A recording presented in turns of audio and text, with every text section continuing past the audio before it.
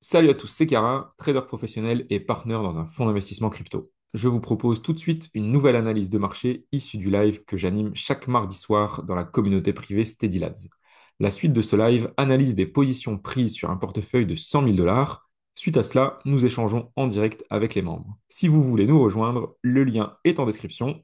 Allez, c'est parti. Donc on commence comme d'habitude tout de suite par Total. Donc Total, pour rappel, c'est le capitalisation totale du marché des cryptoactifs. Donc, on est vraiment sur la globalité des cryptos en général qui sont analysés par TradingView.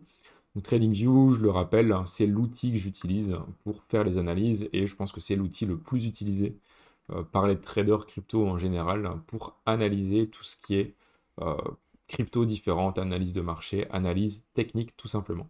Donc la semaine dernière, on observait deux zones différentes sur le marché. Donc si on reste en weekly, on avait eu quand même une grosse clôture hebdomadaire qui s'était faite en dessous de la zone de all-time high de 2024. Donc la zone de all-time high 2024, c'est quoi? C'est le top le plus haut qu'on a connu en 2024. Donc ça se situe ici sur clôture au niveau du mois de décembre, donc mi-décembre 2024.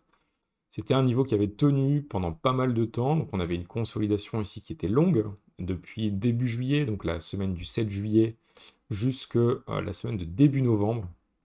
Donc quelques mois quand même de consolidation, avec un fake-out ici, où on a cru qu'on repartait tout simplement vers le haut pour une nouvelle reprise de marché haussier. Mais au final, on n'a pas pu concrétiser cela. On est venu clôturer à l'intérieur de la bougie avec cette énorme mèche. On se rappelle bien le crash du 10 octobre qui a fait très mal à énormément de personnes qui étaient en levier. Donc voilà, comme je vous disais, une clôture en dessous de cette consolidation-là. On se retrouve dans un range tout simplement entre une borne haute et une borne basse. La borne basse qui était délimitée par deux points différents. Donc on avait d'une part ici le bottom de mi-juin 2025 qui lui-même collait avec le top du mois de novembre 2021. Donc tout simplement le all-time high 2021, non pas sur clôture, mais cette fois-ci sur une extrême de bougie. Et on peut voir que c'est une zone de prix qui avait été déjà testée pas mal de fois dans cette zone-ci avant de passer complètement à travers au mois de mars 2025.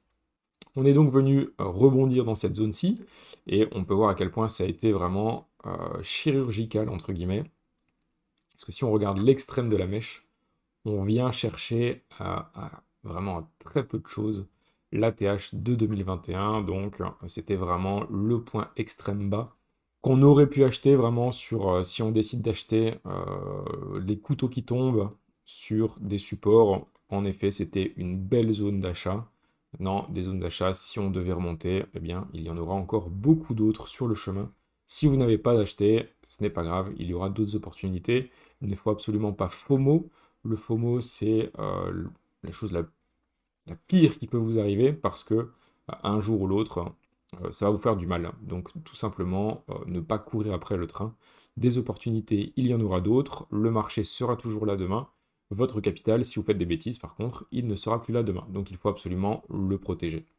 On a d'ailleurs une bougie hebdomadaire qui forme une très belle forme ici, qui en général est une forme de retournement vers le haut. Alors attention, on est mardi soir, pour une bougie hebdomadaire, c'est vraiment très tôt. Il peut encore se passer énormément de choses avant la clôture de la bougie. Ça c'est pour le weekly. On voit également qu'on est occupé de casser ici une trendline de support qui tient depuis le mois d'octobre 2023, donc la première touchette était en octobre 23, on l'a retouché plusieurs fois, et on est ici occupé de la casser par le bas. La clôture se fait tout pile dessus, mais ça reste globalement assez faible, en tout cas, quand on a des cassures de trendline comme ça, de support. Je vous le disais, deux points intéressants sur sur ce graphique. Une zone de support au niveau de la zone de all-time high 2021 et une zone de résistance au niveau du all-time high de 2024. On se retrouve vraiment dans un range. La résistance, elle est représentée du coup par cet all-time high ici du mois de décembre, mais également par le bas de la consolidation entre juillet et le breakdown du mois de novembre. Donc pour l'instant, on risque de faire un petit peu de ping-pong entre les deux. il y a eu énormément de monde qui a eu du mal à sortir dans cette grosse baisse parce que ça a été quand même assez rapide. On a dumpé directement à l'ouverture le lundi avant de venir retester tout juste ici, début de cette semaine, de la semaine dernière, pardon, mardi, où on est venu retester, mais vraiment on est passé pas très loin et ça a été très rapide. Donc il y a énormément de monde qui s'est fait piéger entre guillemets, à espérer que le cours remonte un petit peu plus haut jusqu'à dans la zone rouge pour revendre des positions avant un crash plus conséquent sur le marché. Donc, je pense qu'il y a quand même pas mal de monde qui se retrouve encore en position actuellement et qui cherche tout simplement des points d'exit. Si on se met sur un graphique plutôt hebdomadaire, voire même en 3D, on va rester en hebdomadaire ici en weekly, eh bien on peut voir que ça reste clean comme ceci et que si on va chercher cette zone de all-time high 2024, ça reste une très belle opportunité pour sortir de certaines positions, des positions qui sont peut-être trop lourdes pour votre portefeuille, où vous dites ok, j'ai subi cette baisse-ci, mais je ne veux pas la subir une deuxième fois, donc si on remonte, je désire exit mes positions.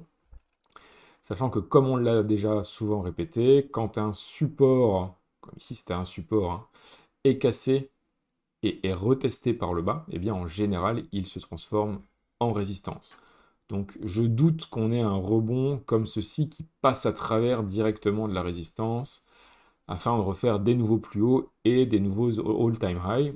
Quelque chose qui serait quand même bien plus harmonieux, ce serait au moins un retest comme ceci et un ravalement. Alors peut-être qu'après on referait une attaque avec une sorte de triangle ascendant et puis finalement un breakout. Peut-être, ça c'est si on doit se retrouver dans une période vraiment plus haussière. Alors évidemment, un scénario comme ceci, bah, ça peut très bien arriver aussi, hein, vraiment un breakout franc de la zone, ça peut toujours arriver. Tous les scénarios sont possibles sur les marchés. On se souvient au Covid, hein, tout le monde, personne ne pensait que ça pourrait arriver quelque chose comme cela, une telle baisse, et pourtant c'est arrivé quand même. Donc ne jamais dire jamais. Mais ici, on pourrait très bien avoir une consolidation un peu plus forte si vraiment on devait partir vers le haut. Maintenant, on pourrait très bien avoir un retest, hein, venir rechercher le support ici, et finalement le casser si on devait partir dans ce qu'on pourrait appeler un bear market, hein. Donc vraiment, marché baissier, fort, euh, sur lequel, à part patienter, il n'y a pas grand-chose à faire, ou alors peut-être shorter. Mais shorter des cryptos, en général, ce n'est quand même pas très conseillé quand on est plus ou moins débutant. Donc voilà les deux zones d'intérêt actuellement sur Total. Pas grand-chose à dire de plus. Le rebond était beau. Pour ceux qui ont acheté dans le bas de la zone, je pense qu'il y a déjà moyen de sécuriser la position, peut-être remonter les stop-loss ou des choses comme ça. Mais en tout cas, pour l'instant, pas grand-chose à dire sur Total. On attend de voir vers où on va se diriger. Est-ce que le marché peut nous faire des consolidations qui cassent par le haut, c'est-à-dire nous montrer un peu plus de force, ou bien est-ce que on est vraiment dans une conjoncture qui est compliquée, peut-être pas de baisse des taux, le SP500 qui corrige, les cryptos qui vont vraiment subir ces corrections également. Il y a quand même de fortes probabilités pour que si le SP500 corrige de 5, 10, 15%, eh bien les cryptos prennent moins 20, moins 30, moins 40% peut-être dans la figure. Ça pourrait arriver. J'ai pas dit que c'est ce qui va arriver, mais c'est des scénarios qui sont totalement possibles et qui pourraient très bien arriver. Si on fait un petit retour sur les statistiques précédentes, les bear markets précédents, donc 2018-2022, eh bien c'était globalement moins 70, moins 80%. Si on prend un moins 80% depuis le top, eh bien on se retrouve quand même très très bas. Très très très bas. Et donc on revient rechercher les consolidations de 2023. Sur Bitcoin, c'est un peu plus facile à voir. On peut voir ici, si on prend moins 75%, on retourne chercher les 30 000 dollars. On va parler d'ailleurs de Bitcoin directement. On repassera sur certains indices juste après. Bitcoin en weekly, eh bien, on a cassé les 100 000. On voit même pas de rebond ici. On va passer en daily plutôt.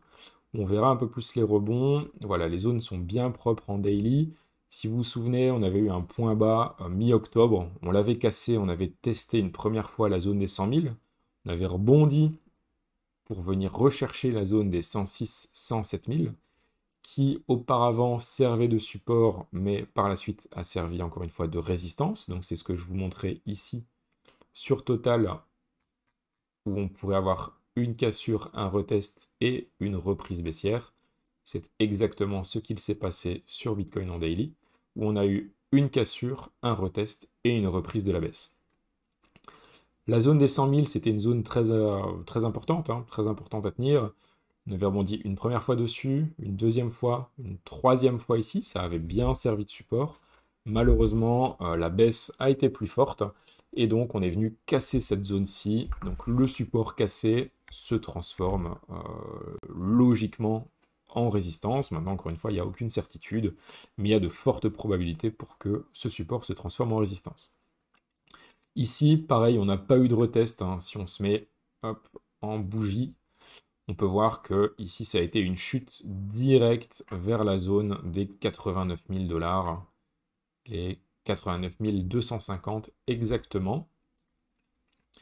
Donc pas de retest de cette zone-ci. Si on doit venir la rechercher, eh bien, je pense que quelque chose comme ceci, ça a du sens. Est-ce que le bull market est terminé et donc on repart comme ceci pour un bear market plus appuyé pour venir chercher par exemple les 30 000 $ des semaines et des semaines plus tard, hein. On ne va pas faire un tout droit entre les 93 000 $ et les 30 000 $. Je vous rassure, c'est pas dans l'heure que ça va se passer, mais au fil des semaines, au fil des mois, c'est des choses qui peuvent arriver. On l'a connu précédemment en 2022, on l'a connu précédemment en 2018. Donc pourquoi est-ce que ça ne pourrait pas arriver une troisième fois? Eh bien, tout peut arriver sur le marché. Donc actuellement, on n'en est pas là. Actuellement, on est toujours dans cette zone de consolidation. On est un peu plus haut même, hein. On est à 93 450.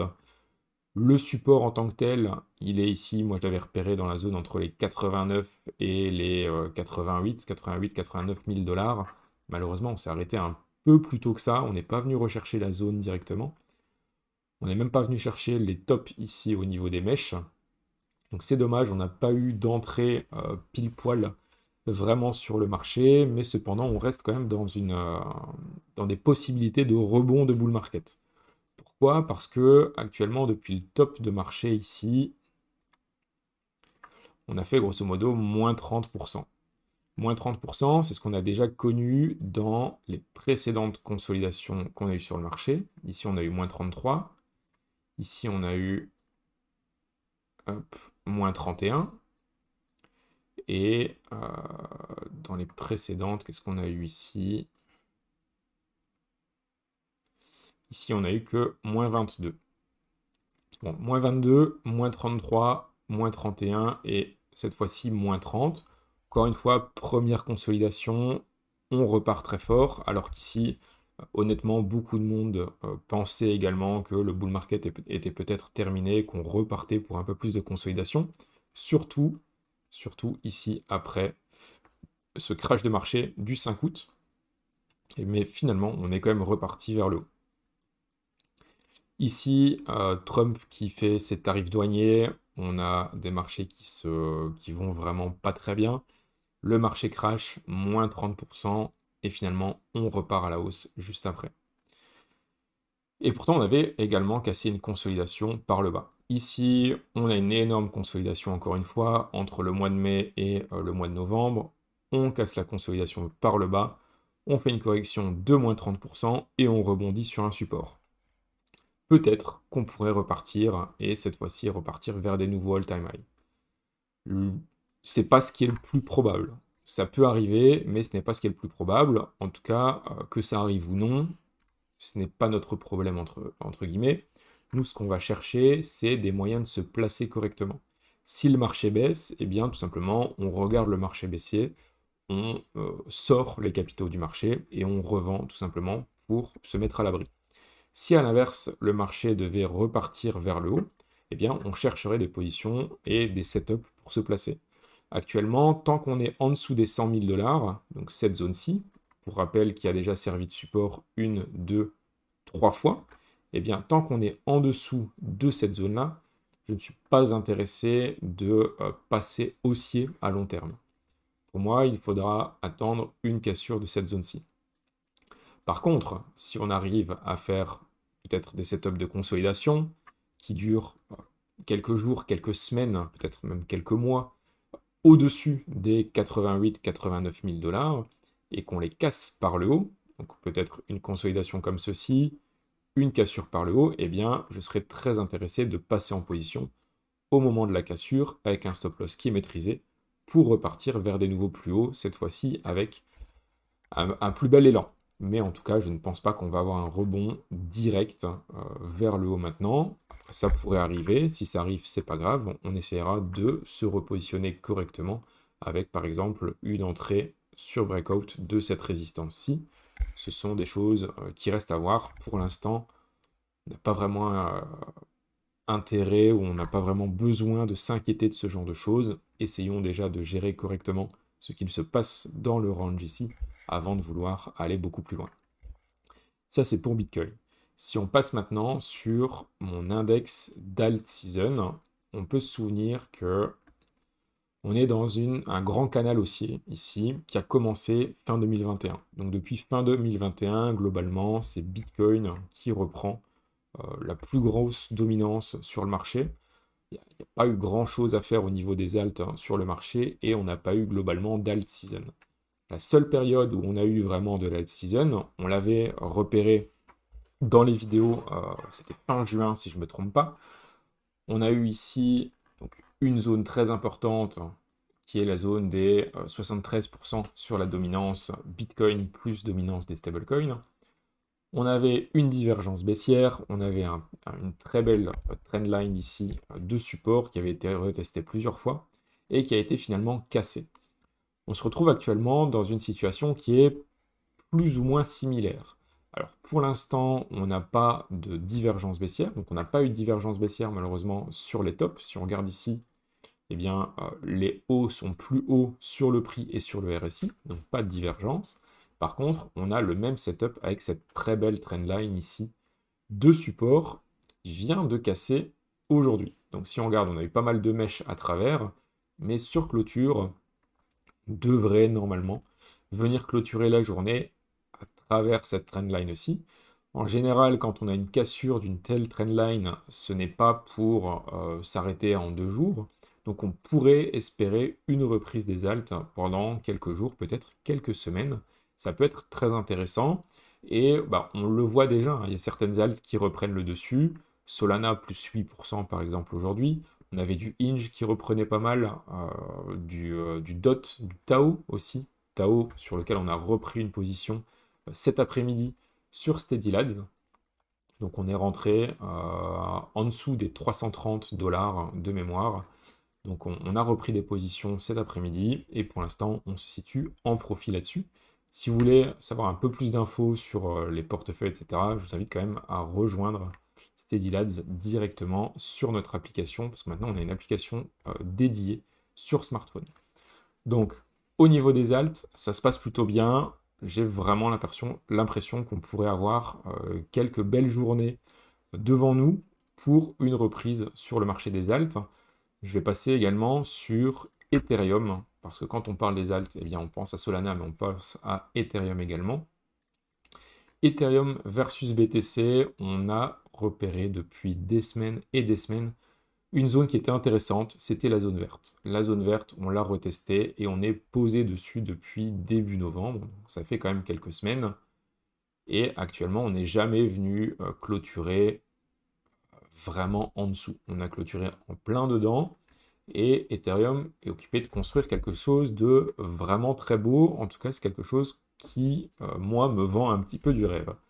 Si on dézoome un petit peu et qu'on se met en 3D, qu'est-ce qu'on remarque? On remarque qu'on a eu une première jambe haussière qui a été assez simple, entre guillemets, à trader, ou en tout cas qui a été très directionnelle. Après une entrée en position, en tout cas personnellement, une entrée en position ici, ça se situait donc début mai. Donc je suis toujours en position sur Ethereum. Breakout ici, grosse phase haussière pendant, donc entre le mois de mai et le mois d'août. Donc on a 1, 2, 3 mois globalement de hausse sur Ethereum par rapport à Bitcoin, avant une consolidation. La consolidation actuellement, elle dure depuis le 20 mai, le 20 août, pardon. Donc ça fait 1, 2, 3 mois, 4 mois que cette consolidation dure. 3 mois de pump, 4 mois de consolidation. Ça commence à être pas mal. En tout cas, la consolidation dure au moins autant de temps quasiment que la période d'impulsion. Donc on pourrait avoir une reprise ici haussière parce qu'on aurait dessiné quelque chose qui ressemble grosso modo à un bull flag, tout simplement, donc un drapeau haussier. Un drapeau haussier, pour rappel, c'est vraiment quelque chose comme ceci, avec un prix qui monte, qui consolide et qui remonte par la suite. Donc on serait globalement dans ce setup-ci. Maintenant, il n'y a encore rien de validé. Les confirmations, on les attend. Une bonne confirmation qu'on pourrait avoir, donc il y en a deux selon moi. Il y a une première, c'est la cassure de cette trendline ici rouge qui sert de résistance au prix, hein. On le voit très bien en daily ici. Elle appuie et on est venu taper plusieurs fois dessus. Et un deuxième niveau, c'est un niveau plutôt horizontal qui est entre le bottom ici du début octobre et le top du 9 novembre où on a une résistance qui s'est mise en place. Donc on est encore une fois dans une consolidation ici à plat. Et cette consolidation, on aimerait la voir cassée par le haut. Si on arrive à casser cette consolidation par le haut, c'est-à-dire venir clôturer daily au-dessus de ces prix-là, hein, les prix de 0.03421, eh bien, une entrée en position avec un stop sous la conso, ce serait quand même quelque chose de très beau et un très beau setup pour venir rechercher cette zone grise ici en haut qui se situe 30% plus haut. Donc, si on doit avoir une reprise de marché sur les alts et sur les cryptos en général, et que Ethereum décide de se reprendre, eh bien, c'est potentiellement un très beau setup à pouvoir prendre sur Ethereum par rapport à BTC. En tout cas, c'est le genre de position que moi j'aime prendre et qui me réussit en général plutôt bien parce qu'une cassure de consolidation comme ça par le haut, ça peut être similaire à ce qu'on a vu ici en bas. Ça, c'est pour Ether. Ether par rapport à USD, on est venu rebondir sur le support ici des 3000 $. Bon, en réalité, on est venu un petit peu en dessous pour mécher, mais globalement, la clôture se fait dans la zone de support. Un premier stop pour moi important serait au niveau des 3300, 3400 $. On ne va peut-être pas trop s'échauffer trop vite, mais en tout cas, si on a un breakout de ETH-BTC, je pense que ça peut partir très vite sur Ethereum, et surtout on connaît Ether, hein, quand celui-ci part, souvent il y a très peu de zones de retracement. Donc il ne faut pas louper l'entrée, parce que si on loupe l'entrée, on se retrouve parfois à courir après le prix, et courir après le prix, c'est jamais agréable, hein, parce que on se retrouve à acheter parfois quelques pourcents, et parfois quelques dizaines de pourcents plus haut que le prix qu'on aurait voulu acheter. Ça, c'est pour Ether. On passe maintenant sur Sol, Solana en 3D. Je vais d'abord terminer sur Ethereum en 3D ici, où on a eu également une première confirmation sur le RSI. Le RSI, on a une belle trendline ici de résistance qui, en général, je veux dire, un breakout sur le RSI précède en général un breakout sur le prix. Donc on pourrait tracer ici, par exemple, une trendline comme ceci. Et on voit qu'on n'a pas encore de breakout. Pour l'instant, on est proche de l'attaquer. On est occupé de l'attaquer, mais on n'a pas encore breakout. Donc ici, on se rend quand même compte qu'on est vraiment dans une zone très importante où si on arrive à casser une trendline, une résistance et en plus ici une trendline sur le RSI, eh bien ça peut libérer beaucoup de choses directement sur Ethereum. Donc en fait, on est vraiment à la croisée des chemins. On est d'une part entre peut-être des confirmations d'un bear market qui arrive, mais en même temps, on est dans des zones qui sont extrêmement intéressantes si on a un retournement de marché. Le retournement de marché, il est assez simple à déterminer. Normalement, en regardant cette vidéo ici, vous avez tous les outils pour justement faire vos propres plans, les différents niveaux clés à repérer et les différentes actions à prendre si on a des cassures de consolidation. si on a des reprises haussières, des grosses bougies vertes, eh bien, s'il y a de la force qui est montrée sur le marché, eh bien, on aura l'occasion de repasser là-dessus par la suite. Donc, Solana en 3D, c'était compliqué. On a eu une belle baisse ici après la cassure du support.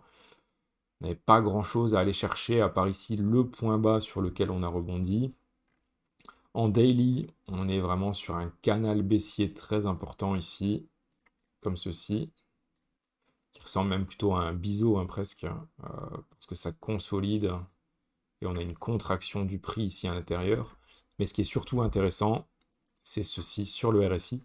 Dans la nuit, donc la nuit de cette nuit même, hein, la nuit de lundi à mardi, on a eu une cassure de cette trendline sur le RSI et on peut voir que Solana versus BTC, eh bien, dès qu'on a eu cette cassure-là, on est actuellement à plus 6,84% de sol par rapport à Bitcoin, sachant que Bitcoin fait plus 1,22 actuellement, ce qui nous fait un sol à presque plus 10%, donc on est à plus 8,15. Après, il ne faut pas oublier que Sol a aussi été un des plus faibles dans la baisse, donc depuis le top, Solana a perdu exactement 49%, donc en quelques semaines, hein, parce que le 18 septembre, donc il y a tout pile 2 mois, Solana faisait un plus haut aux 253 $, et en tout pile 2 mois, Solana a perdu 50% de sa valeur.